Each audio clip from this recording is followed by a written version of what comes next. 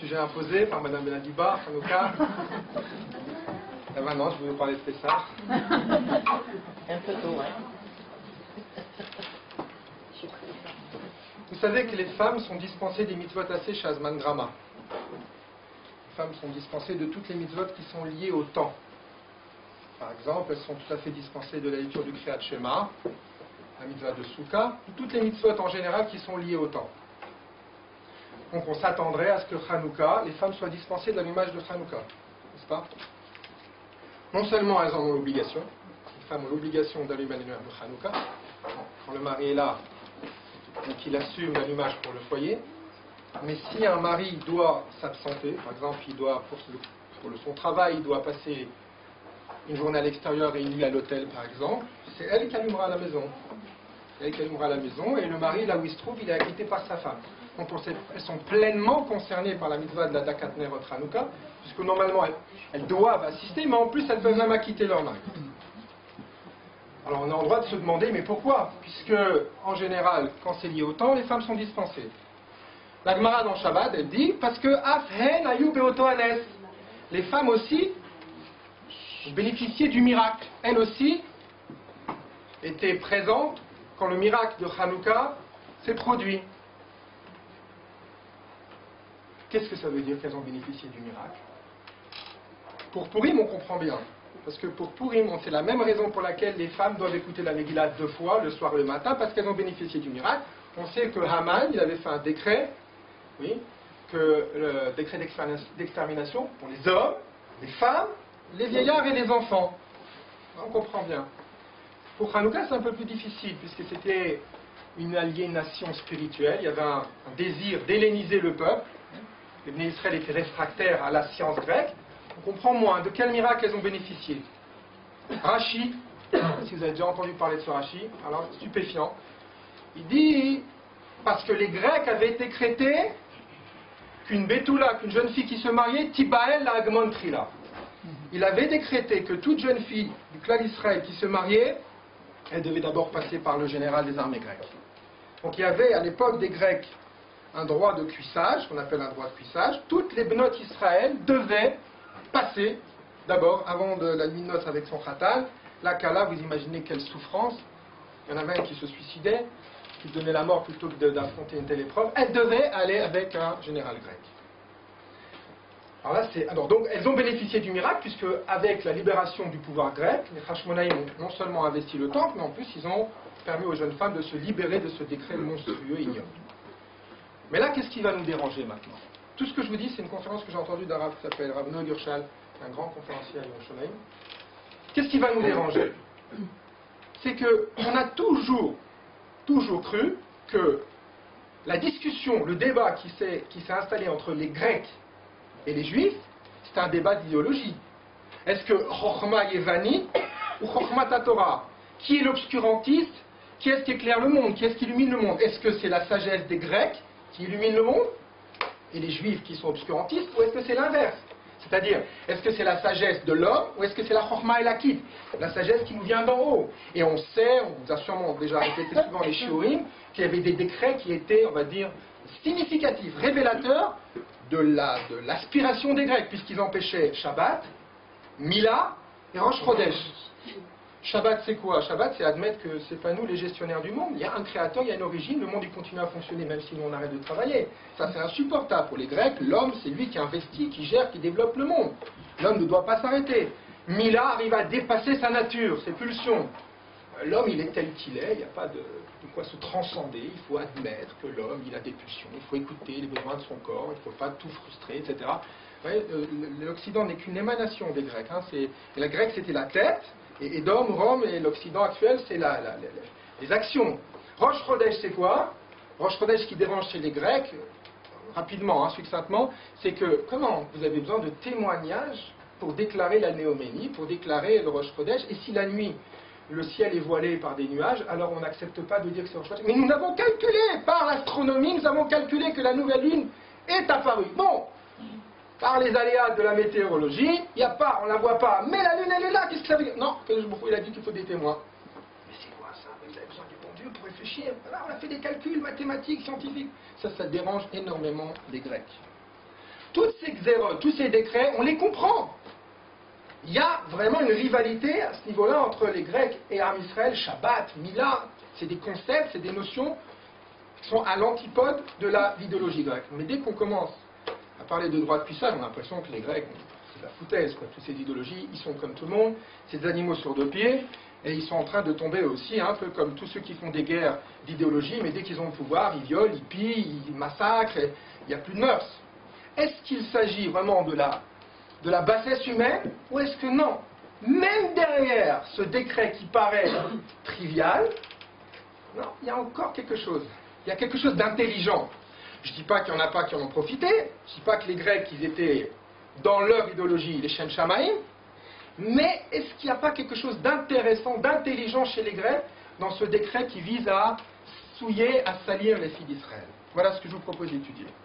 Est-ce que c'est un décret, bon, on va dire les aléas de la guerre, quand il y a un dominant et un dominé, on abuse du pouvoir qu'on a? Bien non, ça fait partie du processus grec. Ça aussi, à l'instar de Shabbat, de Mila, de Rosh Chodesh, ça aussi, ça fait partie de l'idéologie grecque. Voilà ce que je vous propose qu'on étudie ensemble ce soir. Il y a un pasouk dans Parashat qui était dans Sefer Dvarim qui parle de l'héritage. Et donc, un homme qui quitte ce monde, donc, il lègue son héritage à ses enfants. S'il y a des garçons, c'est des garçons qui héritent. La fille est protégée aussi. Il ne faut pas croire, la fille elle a une protection, mais elle n'a pas l'héritage, mais elle est protégée. S'il n'y a pas de garçon, c'est la fille. Et la Torah imagine qu'un homme il aurait deux femmes. Vous savez que dans la Torah, la polygamie est permise. Et on imagine qu'un homme aurait deux femmes. Comme ça, le passouk présente la scène. Une qu'il aime, une qu'il n'aime pas. Alors, qu'il n'aime pas, ça veut dire qu'il aime moins. On va dire comme ça. Pas obligé de dire détester dans le sens il a haï, sinon il a qu'à la divorcer. On dit que de Léa qu'elle était snoua en fait.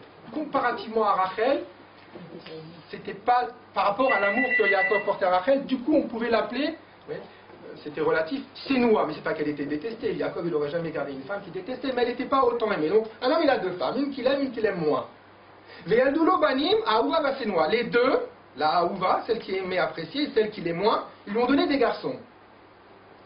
Le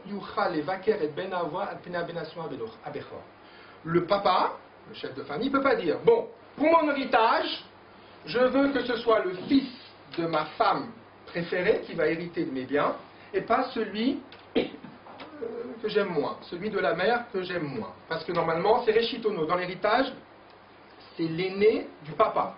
C'est l'aîné du papa. C'est pas l'aîné de la maman, c'est l'aîné du papa. Et on va dire que celle qui l'aime moins lui a donné un enfant en premier. D'accord? Comme Léa. La même chose que Léa par rapport à Rachel. Il ne peut pas dire ça. Oui? Il est obligé, il ne peut pas déshériter son fils, le fils de celle qu'il aime moins, au profit de celle qu'il adore. D'accord? Voilà de quoi il s'agit dans ce passage. Amna Gershon, il s'est posé la question. Normalement, on ne doit pas faire de préférence entre ses enfants. On sait ce qui est arrivé à Yaakov quand il a fait mine de faire des préférences à ses enfants. On sait qu'il ne veut pas faire des préférences à ses enfants. Mais on aurait très bien pu vous présenter un texte où il y a un papa qui préférerait, on va dire comme ça, faire hériter tel enfant plutôt que tel autre. Pourquoi? Pour nous parler de l'impossibilité de déshériter un enfant au profit d'un autre. Pourquoi est-ce que la Torah, elle est passée par une maman qui l'aime et une maman qui l'aime moins? Dis-moi directement, il y avait un enfant pour lequel tu avais une préférence et tu voulais le faire hériter, et l'autre, c'était l'aîné pourtant, mais tu l'aimais un peu moins. Encore, on ne parle pas de deux aïeux. Et tu voulais le déshériter. On aura abouti à la même conclusion de la Torah. Tu n'as pas le droit. Ce gamin-là, c'est ton aîné. Même si quelque part, allez, il t'a déçu, ou il est moins dans la lignée de ce que tu espères pour tes enfants, il suit moins ta vocation. Malgré tout, tu ne dois pas le déshériter. Pourquoi la Torah, elle est passée par une histoire où c'est les mamans qui sont plus ou moins appréciées pour nous apprendre indigne que les enfants ne doivent pas être déshérités? Vous comprenez? Oui. C'est un détour quand même. Oui. On aurait pu directement aborder le problème. Écoute, un gamin, tu l'aimes plus, tu l'aimes moins, tu ne dois pas le déshériter. C'est lui l'aîné, c'est lui qui prend la part en premier. Alors, pour vous expliquer cela, je vais vous parler d'une Gemara un peu choquante, mais on est entre adultes. Il y a un Gemara dans Nedarim d'Afkaf Amoudbet qui dit la chose suivante. Le prophète Yechezkiel annonce au nom d'Akadosh Baruch Hu, il parle au nom de Dieu. Ubaroti mikem amordim vaposhrim bi. Il y aura une période, il arrivera un temps où je sélectionnerai parmi vous, je trierai parmi vous les mordim, les rebelles et les poshrim. Et ceux qui agissent avec Pshia, c'est-à-dire ceux qui se rebiffent, ils se rebellent aussi. Bi, contre moi. Qui sont les rebelles? Qui sont les gens qui se rebellent contre Akadosh Baruch Hu, qui sont désobéissants? Amar Rabbi Lévi dit Elou bene Tesha Midot. Ce sont les enfants des Tesha Midot, des 9 Midot. Midot, ça ne veut pas dire qualité forcément, ça veut dire c'est caractère ici. Il y a 9 enfants qui naissent d'une union qui fait que c'est des rebelles. Je ne vais pas tous les citer, je vais citer ceux qui m'intéressent. Qui sont les Bene Tesha Midot? Bene Ema. Les enfants qui sont nés d'une union où la femme a accepté de s'unir avec son mari parce qu'elle avait peur. Elle avait peur de lui. Bne Anoussa, les enfants qui naissent d'une union avec une femme que le mari a contraint, ne voulait pas. Elle ne voulait pas. Elle a dit non, il a forcé. La première, elle l'a fait de plein gré, mais par la peur. La deuxième, dit le Ran, elle l'a fait contre son. Bne Senoa, c'est une femme, en fait, son mari il l'aime pas, mais il veut passer un bon moment. Bne Tmoura, son mari il est avec elle, va naître de cette union un bébé, mais dans sa tête il pense à une autre femme, c'est le visage d'une autre qu'il a dans sa tête. Bne Meriva, Bne Meriva, ce sont les enfants dont le couple, qui vont naître d'une union, dont le couple en fait ils sont en dispute. Actuellement ils sont en dispute. Rashi il dit, ils n'ont pas pris la peine de se réconcilier avant de s'unir pour concevoir un enfant. Bene Shirut, les enfants dont le couple, ou bien un des membres du couple, est sous, complètement sous. Regardez, c'est intéressant, le Ran il dit, et donc il n'a pas, retenez ça, il dit, Enonoten darto alishto, il ne pense pas, il n'est pas conscient qu'il est avec sa femme. Bne Grushat Alev, c'est un bonhomme, qui entend toujours pareil, il s'unit avec une femme, mais à ce moment-là, dans sa tête, il dit, bon, de toute façon, moi j'ai décidé, encore 2-3 mois, à la bar mitzvah des enfants, on divorce, hein, dans Grushat Alev, c'est dans son cœur, il a répudié. Bon, maintenant on lui dira, en temps utile, on ne va pas faire des histoires avant la bar mitzvah. Une maman comme ça qui est venue une fois à une réunion de parents professeurs. Je dis votre mari s'occupe un petit peu, est-ce que je sens qu'il est un peu calme? Mon mari s'occupe de rien, mais de toute façon j'attends la parole. Je dis bon. Je ne sais pas si elle l'a fait. Je sais pas.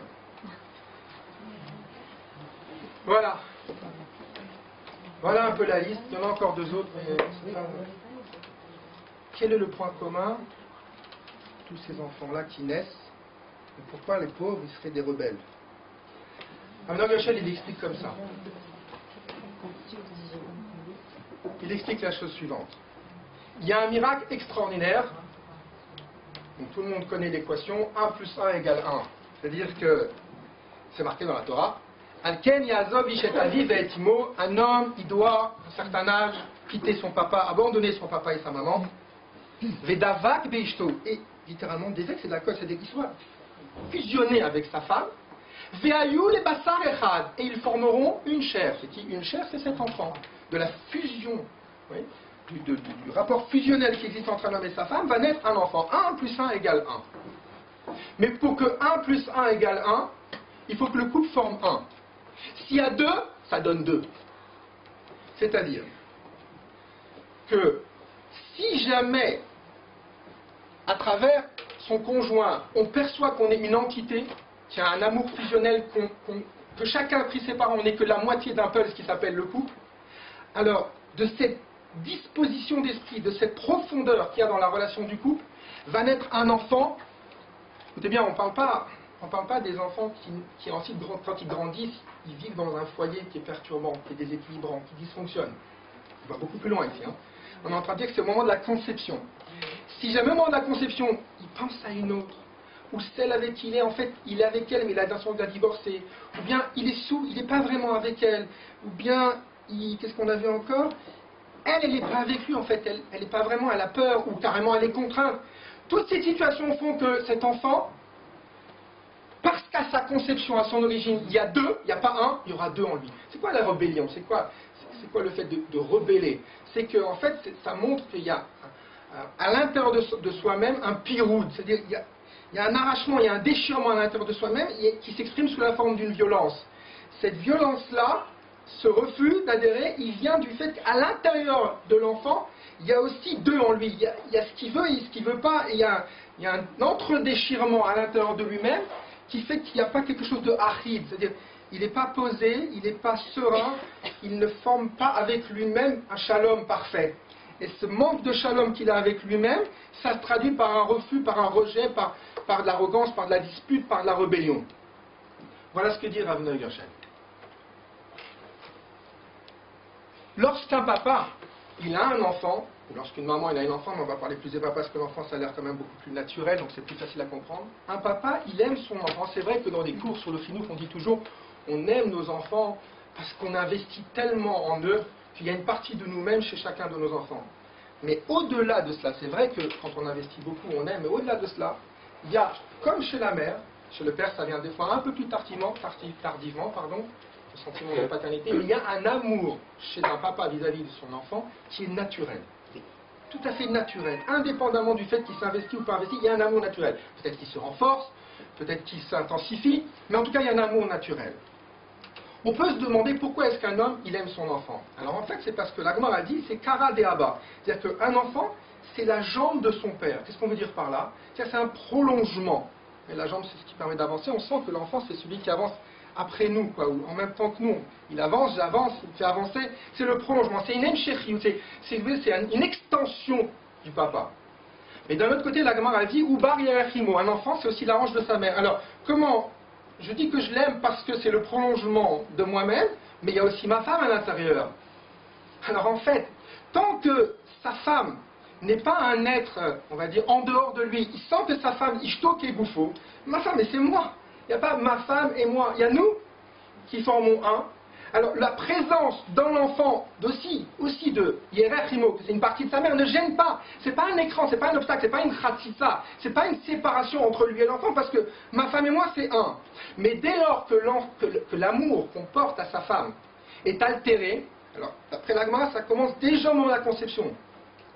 La partie qu'il y a dans l'enfant qui est, on va dire, qui représente, qui émane de la maman, devient quelque chose de gênant. On est en train de dire en fait qu'un papa, il peut aimer son fils à 1000% que s'il aime sa femme à 1000%. À partir du moment où il y a vis-à-vis de sa femme un désintérêt ou une distance, automatiquement il y aura sur l'enfant des répercussions. Donc pourquoi la Torah, elle a tenu à nous parler de deux mamans qui sont l'une appréciée et l'autre moins appréciée, pour nous dire que c'est fatal. S'il n'y a pas un ichoud, s'il n'y a pas une ardout, s'il n'y a pas une unité, une osmose parfaite entre les parents, c'est ça qui fait qu'un papa, il pourra préférer donner l'héritage à l'un plutôt qu'à l'autre. Cet amour qu'il porte à son enfant, qui est entier, dépend aussi de l'amour qu'il porte à sa femme. Un peu comme des fois, je caricature, hein, quand un enfant il fait une bêtise, c'est toujours... Occupe-toi de ton gosse. C'est caricatural, c'est pas du tout ça ce qu'on veut dire, mais pour montrer que des fois, on sent comme s'il y a c'est plus ton gosse, c'est-à-dire comme si le chélek, il y a un chélek que je ne veux pas reconnaître, il y a une part dans l'enfant qui me dérange. Si jamais il n'y a pas un amour entier, passionnel avec sa femme, automatiquement la part de la femme qui existe dans chacun de nos enfants me dérange.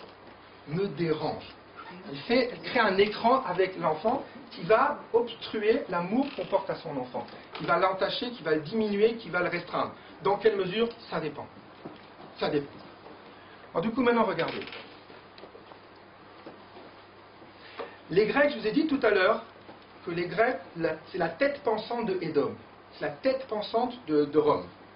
Rome n'a fait que mettre en pratique les idéologies de la Grèce.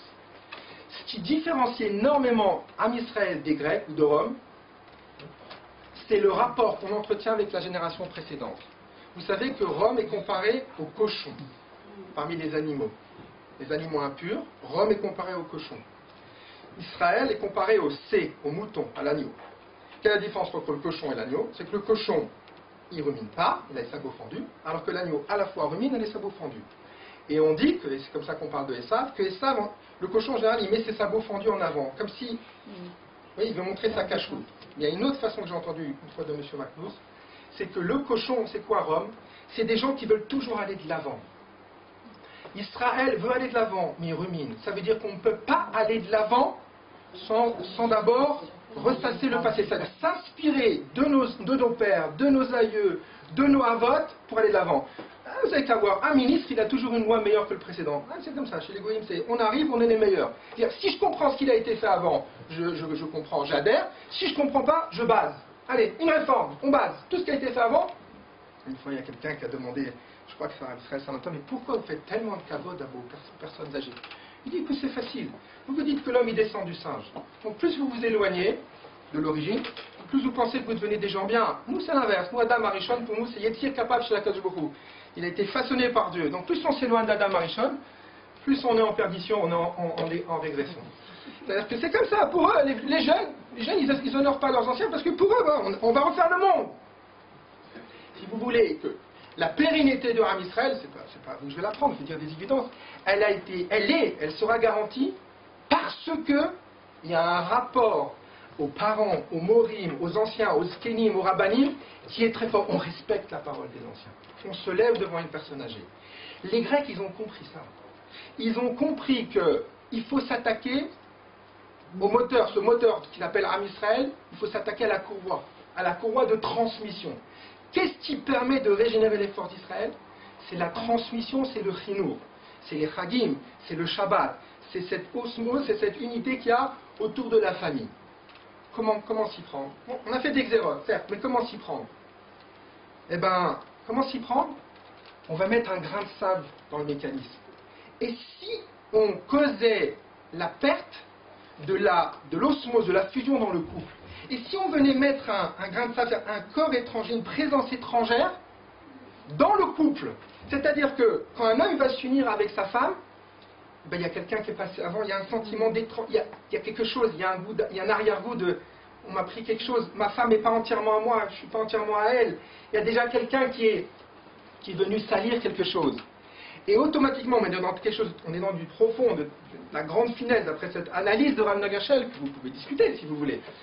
Automatiquement, vous savez ce qui fait que nos enfants, ils nous écoutent quand on essaie de leur transmettre la Torah? C'est fou quand même, parce qu'on leur demande des choses très difficiles. La Torah, c'est pas facile, on leur demande de faire des choses qui demandent des sacrifices. Nous, on le vit bien parce qu'on comprend les choses. Mais nos enfants, qu'est-ce qui fait qu'ils acceptent de ne pas manger ça, et de ne pas regarder ça, et de ne pas posséder ça, et Shabbat, de tout arrêter? En vérité, on leur demande des choses qui sont difficiles pour des enfants. Qu'est-ce qui fait qu'ils acceptent? L'amour. Parce qu'il dit, pourquoi papa il me demanderait, maman il me demanderait quelque chose aussi difficile? Si ce n'est qu'ils m'aiment et qu'ils veulent quelque chose de bien pour moi.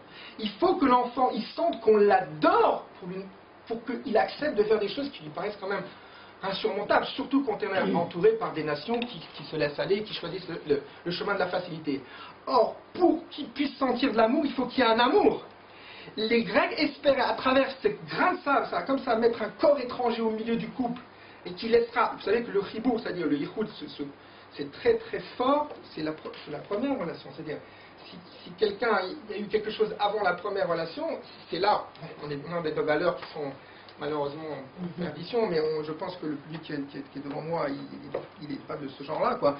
On est tous conscients que une Bat Israël qui regarde son khatan comme elle n'a jamais regardé un autre garçon, et un khatan qui...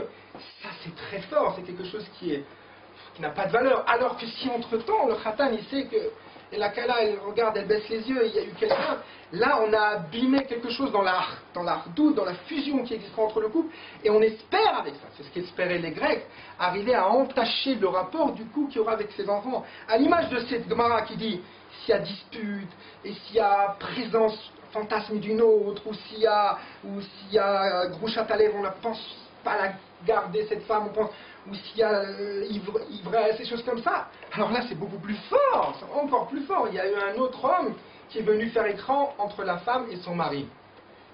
D'après cette analyse, voilà ce que recherchaient les Grecs pour encore saccager Chochma et Lakit. C'est-à-dire qu'on n'est pas dans quelque chose, peut-être qu'il y a d'autres façons d'aborder, dans quelque chose de bas, de vil, de trivial, on est quelque chose de contraire, de très très profond. Ça devient intéressant. Alors, à titre de parperaot la chorma. Je dis pas parperaot la chorma, on appelle ça les apéritifs de la chorma. Vous savez, quand on fait des gematriotes. Une gematria, c'est pas un chiot, mais c'est un petit apéro, c'est-à-dire ça amène du piquant, c'est un petit dessert. C'est intéressant que nos chachamim, lorsqu'ils ont composé Alanissim, vous savez qu'Alanissim, c'est un texte qu'on insère dans Birkat Hamazon et dans la Hamida. 2 fois on insère Alanissim, pour Purim et pour Hanouka. C'est intéressant de voir que pour Purim, quand on insère Alanissim, on dit Bime Mordechai et Esther, Beshushan, Abira, etc. Oui, à l'époque de Esther et de Mordechai, à Shushan, Abira, Aman, Bikesh, Kashmid, la robe, la bête, il a voulu nous anéantir. Et quand on passe à Hanouka, Bime Matatiaou ben Yochanan, Hashmonai ou Vanav, à l'époque de Matatiaou, le fils de Yochanan, les Hashmonim et ses enfants, ils ont lutté pour ne pas être assimilés. C'est comme si, Mordechai, on sait qui c'est. Mordechai, Ben Yair, Ben Shimi, Ben Kish, on connaît le nom de son père, son grand-père, son arrière-grand-père. Esther, Batakichai, on sait comment elle s'appelle. C'est comme si c'était pas le problème ici. Comme si à Purim, c'était pas le sujet de savoir à qui on est affilié. Alors qu'à Hanouka, on va mettre davantage l'accent. Ça viendrait étayer ce qu'on a dit, que tout le problème c'était de garder l'affiliation. Ils voulaient, à part leur zérote, ils voulaient couper l'arche sous le pied au Israël, mais en plus ils voulaient essayer de casser cette courroie de transmission qui garantit à Israël cette pérennité en entachant l'amour qu'un homme pourrait porter à sa femme et automatiquement, comme on l'a vu dans Kitetsé, que si elle n'est pas Aouva, si elle est Sénoa, alors il y aura comme ça un envie, une tendance à vouloir déshériter son enfant et que ça rejaillira sur l'enfant.